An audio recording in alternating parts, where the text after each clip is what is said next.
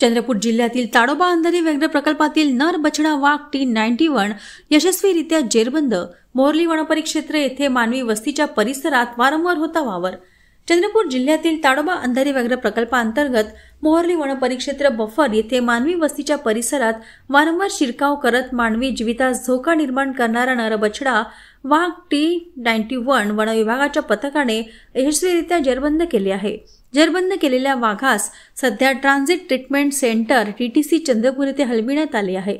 24 September 2025 रोजी Moharli buffer परिक्षेत्रातील नियत क्षेत्रानजीक शेतकाम करत असताना अमोल बबन नन्नावरे वय वर्ष 37 राहणार भामडेळी यांचा सदर वाघाच्या हल्ल्यात मृत्यू झाला होता.